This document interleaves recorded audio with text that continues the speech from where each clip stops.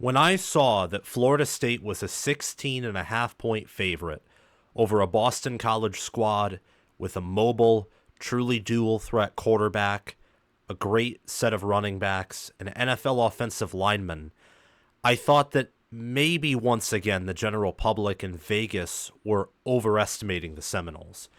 But I had no clue, and I did not think for a second that Boston College would come into Doak Campbell Stadium and own Florida State, pound for pound, and for all 4 quarters would look like the better team.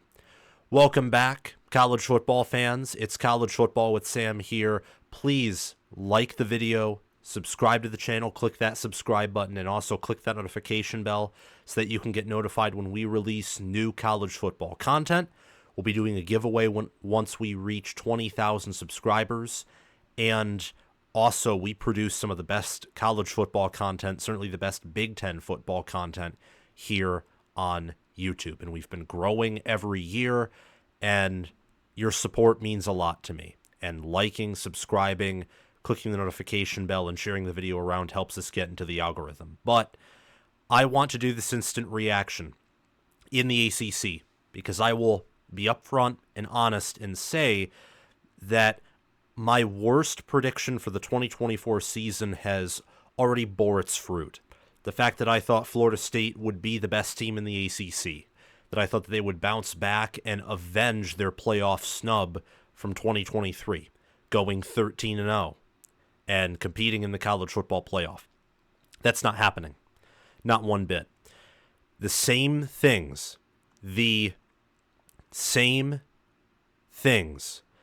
that Florida State struggled with against Georgia Tech came up again here. And it was a lack of integrity, a lack of strength, a lack of conditioning, a lack of athleticism and scheming on the lines of scrimmage. Again, Florida State has Patrick Payton, DJ Lundy, Azariah Thomas, Fentrell Cypress on defense.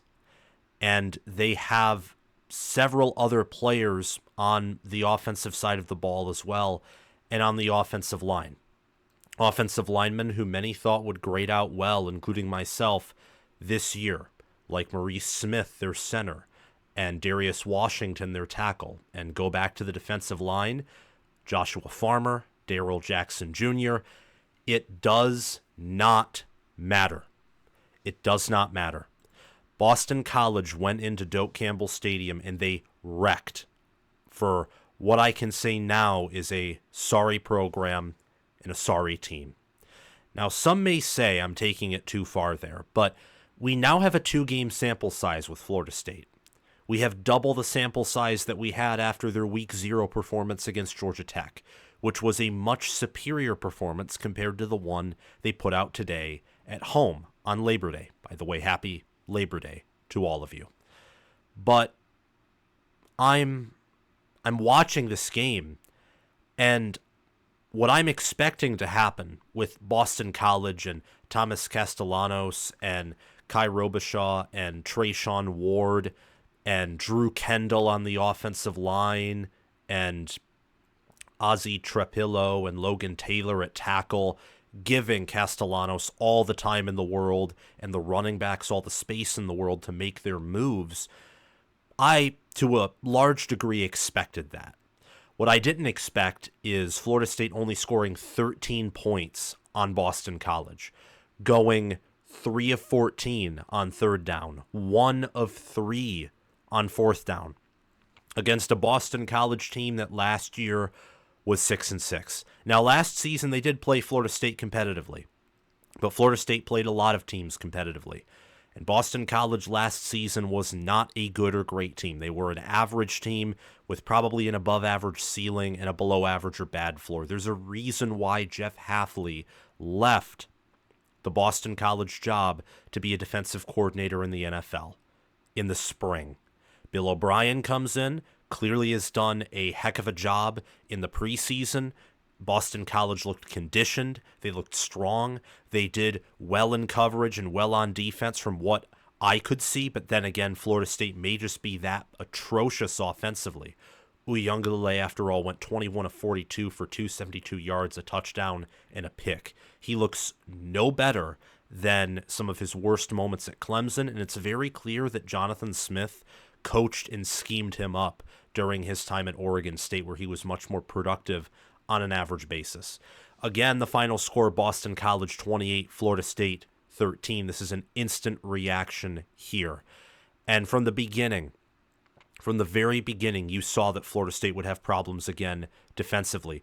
It was a dropped wheel route by Trayshawn Ward that saved Florida State from surrendering a touchdown on their opening drive. Boston College punts, Florida State goes 3 and out.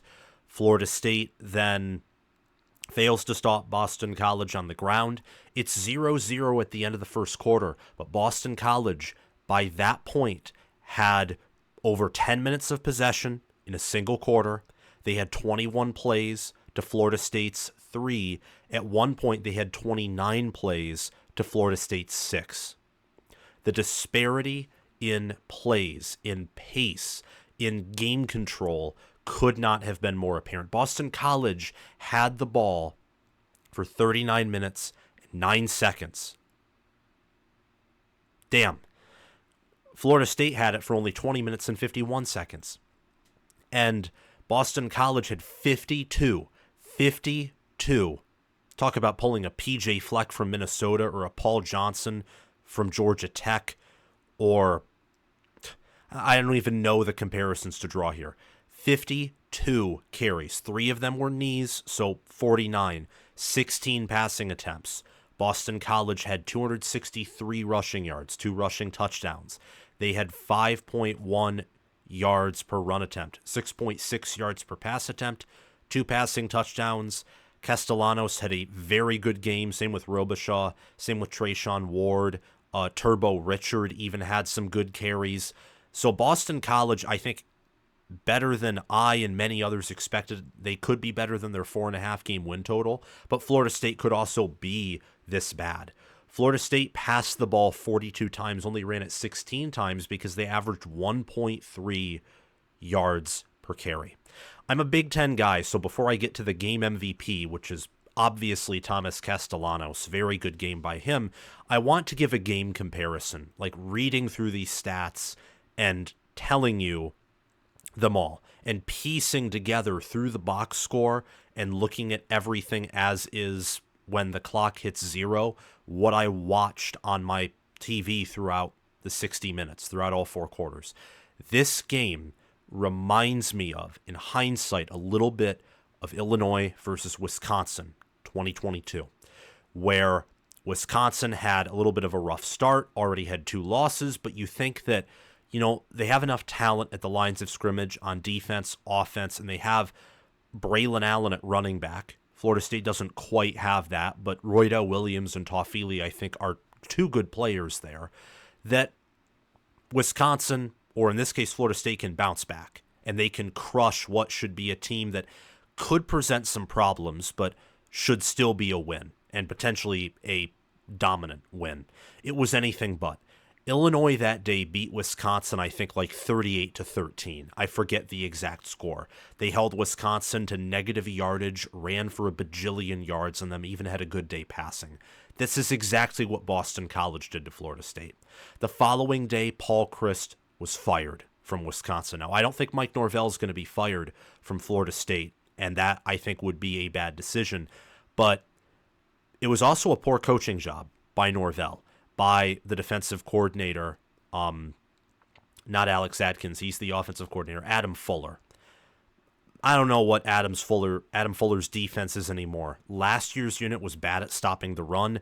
This year's unit was even worse. So it's got to be something schematic and not just the players, because they had Jared Verse, Braden Fisk, many great players on the interior and exterior of that D-line. It's the same thing this year. Can't stop the run. They have decent linebackers. So it's no longer just the players. It's not just portal busts happened. It's coaching. This is what I say on this show, on this YouTube channel, over and over and over again.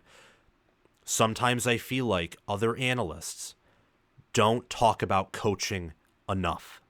They don't. It's like with Nebraska and Tony White. Last season, they did not have an elite player on that roster. They had Nash Hutmacher, Tommy Hill, who had an elite ceiling, but we'll have to see if they can live up to that this season. They did not have an elite player on their defense last year, but Tony White was such a darn good DC that he coached up all of those players and had Nebraska go from a defense that was horrific in 2022 to good, great in 2023. He's a top 10 defensive coordinator nationally. It is the same thing, I think, with D'Anton Lynn and USC this year. I don't think USC has an elite player on that defense, a single one. And in fact, I thought they still looked very suspect against LSU. But D'Anton Lynn is like an Einstein of defensive coordinators. He attacked LSU's weaknesses. Adam Fuller has not done that all this season, was questionable at that last season. And offensively, Mike Norvell's the play caller. Atkins, I think, being suspended hurts the offensive line's performance because he's the offensive line coach. But play calling was not good. DJ's strengths were not utilized, and Florida State was running the ball clearly when it's like, come on, you got to pass it. And when they passed it with DJ, and you never want to pass it over 40 times or even 30 with him, they were trying toward the boundary, short. It's like, just heave it up.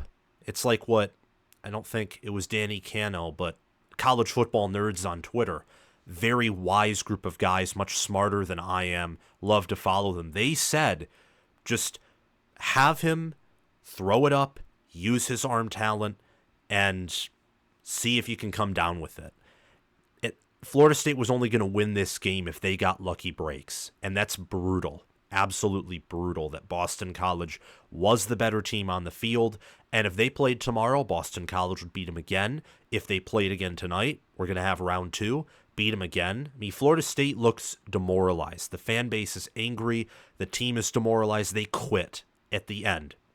Not exactly similar to Florida. I think Florida State's better than Florida, but there are a little bit of concerning similarities there almost by how those teams quit on their own home field when being challenged. Boston College stepped up. Thomas Castellanos stepped up, 10 of 16 for 106 yards, 2 touchdowns, 73 rushing yards. That's why he is, in my opinion, the most valuable player of this game. You could say it's Trayshawn Ward, 12 carries, 77 rushing yards. He had 61 receiving yards, including a long reception of 42. He could be up there. Kai Robichaud could be up there as well. Had a rushing touchdown, long of 35, run, 85 rushing yards in total. Had 1 reception for 4 yards and a touchdown. I mean, the running backs in this game were so good. The running backs actually had all of the touchdowns. Castellanos had a rushing one and 2 passing ones. So, correction on that statement. But they had 3 out of 4. Robichaud and Ward had a receiving touchdown, and Robichaud had 1 rushing touchdown. Boston College, by the way, was 9 of 16 on third down, and Castellanos was a big part of that. Whenever the pocket broke down, he did a very good job of scrambling outside, picking up as much yardage as he could, avoiding unnecessary contact. He did a very good job of improvised scrambling to pick up first downs or to get long gains. I think he's an improved quarterback compared to last season, and Bill O'Brien clearly knows how to utilize his team. He does. He's clearly still a heck of a coach, even though the last time he coached in college football was over a decade ago, back in 2013 with the Penn State Indy Lions. As a head coach, he was the offensive coordinator at Alabama, obviously, in 2021 and 2022. Who knows where Boston College goes on from here? Their next game is Duquesne. Then they have to travel to Missouri, and then they host Michigan State, and they host Western Kentucky. That is their September slate. For Florida State gets a bye. Then they host Memphis, one of the better group of 5 teams at home. And then they host California. And then they travel at SMU. That's the remainder of their September slate. Thank you all so much for watching. Please remember to hit the like button, subscribe to the channel, click the notification bell, and comment your thoughts down below. Thanks to Crash2488 and Brasco Rascal for being Heisman members of my Patreon page. $25 a month. You'll get free signed College Football with Sam merchandise of your choice after 6 months of membership. Thanks to Chris Lane, Connor Little OH, Ismar, and Tyler Nye for being All-American members, $10 a month. And thanks to John Lynn, Roaming Gnome, Matthew Seal, Austin Christmas, and Janisha Cockrell for being all-conference members at $5 a month. If you want to get my merchandise, which I was wearing tonight and wear in all of my videos, you can purchase it via the link in the description or down below in the pinned comment. It's the same way you access my Patreon page. Have a great day, guys, and I will see you all soon. Bye-bye. And go Eagles.